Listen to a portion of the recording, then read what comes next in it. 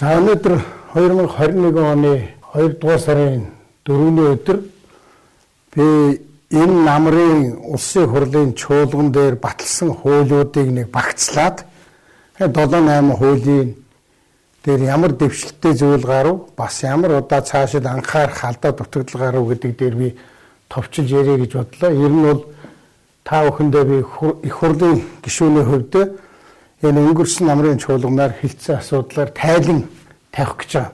За энэ тайлан тавихын өмнө энэ оюу толгой. Би нэг 3 анхаарлын тэмдэг тавьчлаа. Өчигдөр одоо засгийн газарт энэ оюу толгой асуудлаар одоо бас ажлын хэсэг шинээр байгуулагдж байгаа юм байна. Нямбаатар сайдаар ахлуулад. За ер нь энэ оюу толгой дээр бид юу анхаарах вэ гэхээр өнгөрсөн жилийн 2 сард Монгол улсыг Лондонгийн арбитрийн шүүхэд энэ Эротинто компани өгсөн байгаа. Тэгэхээр эндээ манай одоо засгийн газрын Нямбаатар сайд та бүхэн онцгой анхаарал хандуулаарай. Одоо миний ойлгож байгаагаар бол Монгол улс энэ Лондонгийн арбитрийн шүүхэд сөрөг нэхэмжил гаргах ёстой. Сөрөг нэхэмжлэл.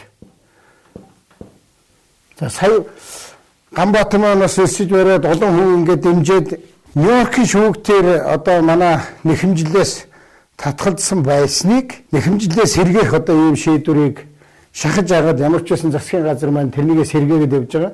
Одоо нөгөө талд нь Лондон дээр ч асуудал үүссэн шүү. Одоо бараг хугацаа байхгүй шүү. Миний ойлгож байгаагаар бол за энэ Лондонгийн энэ сөрөг нэхэмжил гарах хугацаа чинь бол 2021 ингээд дуусна шүү одоо. Одоо энэ 2 сарын гэдэг чинь одоо өнөөдөр 4 гэдэг чинь нэг 10 хэд хоногийн хугацаа байна. Энэ 10 хэд хоногт багтаагаад энэ Лондонгийнхаа асуудлаар сөрөг нэхэмжиллээ гаргаарай. Би бол онцгой анхааруулж байна шүү. Энэ дахиад нөгөө Монголын баялаг, ард түмний баялаг. За тэгээд нөгөө оюу толгойч бүр даваад одоо Монгол улсыг одоо ухаандаа Лондонгийн арбитрийн шүүхэд татварын асуудлаар одоо зарга үүсгэсэн явж байгаа. Тэгэхээр бид нар энэ дээр сөрөг нэхэмжил гаргаж яаж Монгол улс ялах дийлхийн боломжтой шүү. За ингээд би нэг 8 хуулийн тухай товчхон хэлье гэж бодож байна. За ковидын тухай хуулийг бол бүр өнгөрсөн жил 4 сард баталсан байдгийг. Сая энэ хуулинд бас нэлээд ярилцж байгаа зарим гишүүд санаачлаг гаргаад тэгээд өөрсдөө оруулсан. Нэгдүгээрт нь бол энэ гадаадд байгаа иргэд дээр онцгой анхаарал тавина. Тэднийг бол одоо тодорхой үе шаттайгаар одоо нутагт нь одоо авчрах боломж нөхцөлийг бүрдүүлнэ гэдэг тодорхой заалтууд орсон. За дээр нь ингээд нислэг товлцоход нислэгээ их цуцалдаг юм байсан шүү дээ. Энэ өмнөх одоо онцгой комисс дээр. Тэгээд тэр тохиолдолд бол нөхөн төлбөр төлнө. Тодорхой мөнгүүдийг бол тэр эзэд нөгнө гэсэн ийм хууль сая ингээд батлагдж байгаа. За Ламбардын хүү бол энэ цар тахлын үед бол бас их хэтэрхий өндөр байна. Тэгэхээр Ламбардны хүүг бол сарын 3%-аас хэтрүүлэхгүй байхаар одоо ийм хууль батлагдлаа.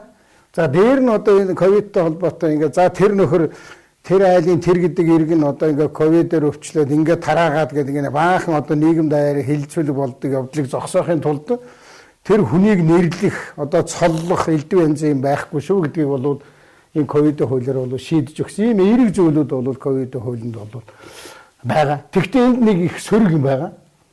Тэр бол энэ 4 сард баталсан. 4 сард батлахдаа бол энэ ковидтай холбоотойгоор засгийн газарт одоо маш их эрх мэдэл өгсөн байгаа. Тэр нь энэ төгрөг мөнгө өөрөө зарцуулдаг эрх өгсөн байгаа. Энээс болоод 2020 оны өнгөрсөн жилийн төсөв бол одоо яаж явсан, юу болсон мэдэхгүй байхгүй. За сангийн яам Хөрлбаатар гэдэг хүний гараар ороод тэр манай 20 оны төсөв бол маш их алдагдaltaа 4 тэрбум гаруй 4 их 80 гаруй төгрөгийн алдагдaltaа ийм төсвийг шинэ хуралд оруулж ирээ батлуулаад ингээд өнгөрцөн л дээ.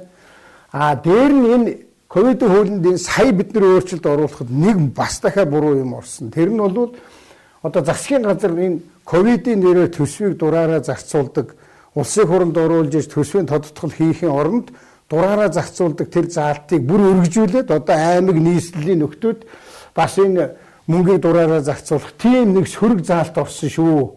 Тэрнийг бас ингээд анхаарч хараа засах ёстой шүү гэж. За шүүхийн тухай хуулийн ажлын хэсэгт би бас өөрөө ажилласан. Ер нь одоо манай нөгөө хонгол үүсгээд байдаг тэрний нэг хэсэг нь шүүхэлдэ шүүх дангаараа ингээ хонгол болдгоо юм л да. Энд чинь наадтал нь хүн дээр хэрэг үүсгдэг, байцаадаг, тэгээ мөрддөг, тэгээд хяналт тавьдаг, форкор, тэгээд хэрэг мэргийн боогоод, тэгээд шүүх рүү шилжүүлээ, тэгээд анхын шат, давж заалдах шат, тэгээд хяналтын шат гэдэг ингээд их олон урт үргэлжилсэн хонгол байдгийг. Тэр урт үргэлжилсэн хонголын нэг хэсэг болох тэр шүүхтэй холбоотой хэсэг дээр нь бол одоо эерэг өөрчлөлт гаргах гэж энэ хуулийг бол баталсан. Ер нь үндсэн хуулинд бол хуучин болов шүүгчийг огцруулах асуудал, хариуцлага тооцох асуудал ер нь тодорхойгүй ч гэж дээ одоо ёс зүйн хороо маягийн байгуулаад тэгээд тэрэнд нь хэн нэгэн шүүгчийн гаргасан алдааг өгөхөөр шүүгчийн хамгаалдаг байдлаар юм хийдэггүй байсан. Тэгэхээр одоо бол үндсэн хуулинд бол энэ сахилгын хороо гэдэг юм бий болсон. Тэгэхээр энэ саяны энэ шүүхийн хуулинд энэ шүүгчдэд хариуцлага тооцох сахилгын хороо гэдэг юмыг одоо байгуулахаар ингэж орсон байгаа. Шүүхийн ерөнхий зөвлөл гэдэг бас нэг 5 хүнтэй шүүгчдийн дундаас гарч ирдэг 2-1 яам тамгаас өгдөг юм байсан. Одоо бол 10 хүнтэй болсон. Тэгэхээр энэ 10 хүн бол бас энэ шүүхийн ерөнхий зөвлөлийг бол боломжтой ажиллуулах юм эерэг өөрчлөлт гарсан гэж үзэж байгаа. За төсөв гэдэг бол одоо шүүхийн хувьд бол сүүлийн хэдэмдээ 14 оноос хойш 6-7 жил ерөөсөө юу ч гялтаалгаагүй. Ямар ч одоо шүүхийн хөрөнгө оруулалт гэдэг юм байхгүй. Тэр байтугай одоо цалин хөлсөн дээр нь ч гэсэн үнжсэн юм байсан. Одоо бид нар энэ хуулиндээ яаж оруулсан гэхэлэр төсвийг нь шууд сангийн сайд нэг мэддэг биш. Энийг их хурлын хууль зүйн байнгын хороон дээр хилцдэг эхлээд тэгээд байнгын хорооны саналыг одоо засгийн газарт хөргүүлэхээр ийм байдалтайгаар энэнийг бол өөрчилсөн. Энэ бол дэвшил гарсан гэсэн. Цаашаашдаа бид нар энэ шүүх гэдгийг бол иргэдэд үйлчилдэг байгууллага гэдэг агуулгаар нь одоо тэр шүүхийн барилга сав, шүүхийн цогцлбор олон юмыг бол барих ёстой. За тэгэхдээ энэ бас чихэн сөрөг байж мэдэх 2-1 зүйл энэ хуулинд орсон. Бид нар мэдээж хууль батлахтаа гэсэн бүх юм 100% одоо сайн гэж хэлэхгүй шүү дээ. Яг амьдрал дээр бас очиод юун зөрчилдөх бол гэж. Тэгэхээр энэ шүүхийн ерөнхий зөвлөлийн 10 хүний 5-ын их хурл, сахилгын хорооны 9 хүний 5-ын бас одоо ингээд их хурлаас яг одоо их хурл дээр шинэ сайн жишг бий болж байгаа нь ингээд нэр дэвшиж байгаа хүмүүсийг ингээд сонсгол хийгээд хэлэлцүүлэг хийж ээж гаргадаг болж байгаа л да. Тэгтэл их хурл чинь одоо ингээд нэг 62 нөхөртэй одоо нэг нам болцсон байгаа шүү дээ. Тэгэхээр энэ нэг нам хэтэрхийх зонкилжсэн байгаа тохиолдолд энэ их хурлаас гаргах сонсгол хийсэн ч гэсэн хэлэлцүүлэг хийсэн ч гэсэн их хурлаас гарах хүмүүс бас л эдний нөлөөний хүмүүс байж таарах байх. Тэгэхээр энэ яг эргэлзээтэй шүү. Энийг бас одоо бас хаана ойлголцоод энэ дээр бид нар онцгой анхаарал цааш нь тавих ёстой. Манай иргэдэж гисэн цаашдаа энд орох гэж байгаа энэ 5 хүнийг улсын их хурл яаж сонгон шалгаруулад байгаа гэдэг дээр талаас анхаарал тавих шаардлагатай. Дараагийн хууль бол банкны тухай хууль. За банк гэдэг бол өнгөрсөн хугацаанд үнэхээр хүнд байсан. Хүнд гэдэг нь бол ганц өөрхөн эзэнтэй тэр эзэн баг хэнийн мэддэгддэггүй. Тэгээ бүх төрлийн үйл ажиллагаанд оролцдог. Банкныхаа үйл ажиллагаанаас гадна одоо баг бизнест хүртэл одоо хутгалддаг юм байсан. Тэгэхээр энэ орсон өөрчлөлтийн нэг эерэг зүйл бол банкны нэг хувьцаа эзэмшигч бол 20-аас илүүгүй хувийг эзэмшнэ. Гэдэг чинь одоо ухаанда 4 хүн. Тэгээд цаана үлдэж байгаа 4 хүн гэдэг чинь ингээд 80%. Цаана үлдэж байгаа 20 хүртэл хувийг одоо хувьцаагийн зарна, олон нийтэд зарна гэдэг. Ингээд энэ санаа нь юу болж байгаа юм гэхээр банк гэдэг бол нэг ганц эзэнтэй ийм газар биш. Олон эзэмшигчтэй, тэр нь ойлгомжтой тодорхой, бас тэгээд олон нийтийн оролцоотой байхаар ингэж өөрчилж өгч байгаа, задлж өгч байгаа эрх мэдлэг. За 2021 оны төсөв уулаас л их хурл чинь дандаа жил өхөн төсөв баталдаг. Энэ 21 оны төсөв дахиад одоо муу төсөв баталсан. Төсвийн алдагдал бараг одоо 2.7 их найд төгрөг буюу бараг 1 тэрбум Америк долларын алдагдaltaй ийм төсөв баталсан байгаа. Тэгээ би төсөв дээр байнга одоо санаа зовж байгаа юм. Ингэж батсан ч гэсэн засгийн газар өөрөө нөгөө ковид нэрээр дураараа мөнгө зарцуулах боломжууд энэний цаана байгаа даа учраас энэ их муу төсөв болсон байгаа. Одоо ухаанд 1 тэрбум долларын өр өсчихжээ л гэсэн. За энэс гадна улсын хурл яадгийг ихлээр гадаадаас аваад хэрэглэх гэж байгаа зээлийг бол улсын хурл дандаа хэлэлцэж одоо баталдаг. Тэгэхээр одоо намайг энэ улсын хурлд орсноос хойшоо Монгол улс хичнээн хэмжээний гадаад зээл авчихваа гэхлээр 403 сая Америк долларын зээл энэ 100-аас хойш авлаа да. Одоо бидний өр бол 400 сая Америк доллараар нэмэгдчихлээ гэсэн үг. За энийг бас анхааруулж хэлье гэж байгаа. Яагаад гэвэл улсын төсвийн алдагдал гэдэг чинь өөр, дахиад энэ гаднаас авч байгаа зээл гэдэг чинь өөр. Тэгэхээр манай энэ өр бол энэ дээр үндсэндээ 1 тэрбум, 1.5 тэрбум одоо бараг энэ 100-аас хойш бол бид нар бараг 1.5 тэрбум Америк долларын өр үсгэж явна гэсэн. За дараагийн хууль нь бол энэ засаг захиргаа нутаг дэвсгэрийн нэгжийн тухай хууль гэж байгаа. Аймаг нийслэл дүүрэг тэдний удирдлагын тухай, тэдний эрх мэдлийн тухай. Тэгэхээр энэ хуулийн дээр гарсан эерэг өөрчлөлтүүд бий.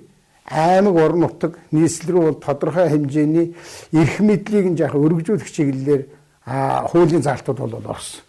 Тэгвэл энэ хэлсээр байтал шууд үндсэн хууль зөрчсөн бас заалт энэ хуулинд орсон. За би тэр заалтыг хэлье гэж бодож байгаа. Энэ ямар заалт вэ гэхээр үндсэн хуулинд бол Улаанбаатар хот бол жишээ нийслэл дүүрэг хороодод хуваагдана гэдэг ингээд үндсэн хуулийн дээр маш тодорхой заасан. Гэтэл энэ хуулиар ямар алдаа гаргаж ийнэ гэхээр зориуд л хийсэн л дээ. Би сонгуул зориул хийж байгаа гэж ойлгож байгаа. Нийслэл дүүрэг хороо гэж биччихээд бас хэсэгтэй байж болно гэлцсэн. За энэ бол хэсэг гэдэг бол одоо нууц биш шүү. Бид нар одоо олон сонгуул өнгөрөөлөө. Тэр хороон дээр дахиад хэсэг гэдэг нэг хэсгийн ахлагч гэдэг хүмүүсийг бий болгож маш их хэмжээний төсвийн мөнгө өрдөг. Тэр төсвийн мөнгийг юунд дүрээд байгаа вэ гэхээр ерөөсөө тэр хавийн хүмүүсийг багцлах, гарынхаа дор байлгахын тулд ийм жижигэлсэн бүтэц бий болгож байгаа. Энийгээрээ бол энэ үндсэн хууль зөрчсөн ийм заалттай ийм хууль энд бол батлагдсан. Энийг бол бас үндсэн хуулийн цэцэд өгж энийг алга болгох хэрэгтэй. За дараа нь ингээд ерөнхийлөгчийн сонгуулийн хууль батллаа. Би яагаад ерөнхийлөгчийн сонгуулийн хуулийн дээр юм хэлэх гэж байгаа вэ гэхээр ерөөсөө манай сонгуулийн хуулиудад бол одоо хүн нэр дэвшилэгд бол маш хүнд болсон. Улсын хурлын сонгуульд ч адилхан, орон нутагт ч адилхан, ерөнхийлөгчд ч адилхан. Эднэрт нийтлэг ямар заалт байгаа вэ гэхээр мөнгөний сонгуул болдог заалтууд байдаг. Тэгэхээр энэ мөнгөний сонгуул болдог заалтыг нь авч хаяа гэж одоо бас санал нэлээ ярьсан. Гэхдээ энэ жигтэй батлагдсан. Бодвол би Монгол Ардын нам нэлээ мөнгөтэй байгаа юм байна. Энэ хаврын ерөнхийлөгчийн сонгуулийг бас мөнгөөр цохиж хийх юм байна даа. Тэгээд хуулийн өөрчлөлт дургүй байна даа гэж бодож байгаа. Энэ бол ер нь Монголын хувьд бол аль нэг нам нь эсвэл аль нэг намаас нэр дэвшигч нь ерөнхийлөгчийн сонгуул ялах тухай асуудал биш ээ. Шудраг байх тухай асуудал. Энэ мөнгө гэдэг юмыг зардал гэдэг юмыг багасгах тухай асуудал. Одоо хамгийн наад зах нь ингээл 200 хүртэл сонгогчд нэг ухуулагч байна гэл. Тэгэл одоо энэ ухуулагчийн зардал гэл ингэлэр чинь эн чинь өөрөө баг ингээд 10 тэрбум төгрөг гарах болж байгаа. Тэгэхээр энэ Монгол улсад ингээд шудраг ус байдал яагаад бий болоод байна вэ гэхээр ийм хэмжээний мөнгө гаргаж өрсөлдөнө гэдэг чинь буцаага тэр мөнгө л олж авна гэсэн үг шүү дээ. Нөгөө 60 тэрбум эсэх юм чинь. Тэгэхээр энэнийг бас ерөөсөө ингээд хуучнаар нь бах байдгаар нь нөгөө л мөнгөөр зодддог нөгөө л хэсэг мэсэг гэдэг байгуулж агаад энэ дээр хэсгийн ахлагчаа байгуулж байгаа тэр хүмүүсээ цалинжуулаад тэгээ 200 хүртэлхүүнээ багцлаад яг л энэ хуучин аргаараа явъя гэж ингэчлээ. Би тэгэхээр одоо ардын намынханд бас хэлээ л. Та нар эх орноо бодоо, улс орноо бодоо. Энэ хулгаал уур, энэ дээрэмд хонвол энэ юм чинь ерөөсөө энэ мөнгөний сонгуулиас үүдэлтэй юм байгаамаа. Энийг багасгадаг арга байна. Одоо тэр хэвлдэг юмыг багасгаж болж нэг том самбар тавиад нэр дэвшигчдийн зургийг тавьж болж байна. Энэ 200 хүртэлгээд энэ олон 10 тэрбум төгрөгийг болж байна. Сонгуул зохион байгуулж байгаа газрууд нь нэр дэвшигчийн материалыг бөөнөр нь тарааж болж байна. Ингүүл заавал нэр дэвшсэн хүмүүс хүн хөсөлж одоо материал тараалгаад байх юм байхгүй. Асар их хэмжээний мөнгийг энэ дээр хэмж болох боломжийг бол бид нар хийхгүй байна. Энэ зүгээр л хийхгүй байна. Дургу, хүсэхгүй. Тэгээ нөгөө сонгуул ялж явах гэсэн нэг тийм аминчхан, явцуухан намч нэг юм бодлын үндсэн дээрээс энэ ингээ явахгүй. За төгсгөлд нь би нэг юм хэлье. Авилгын эсрэг хуулинд бол жижигхэн нэмэлт өөрчлөлт орсон юм. Тэр нь хуучин яах вэ?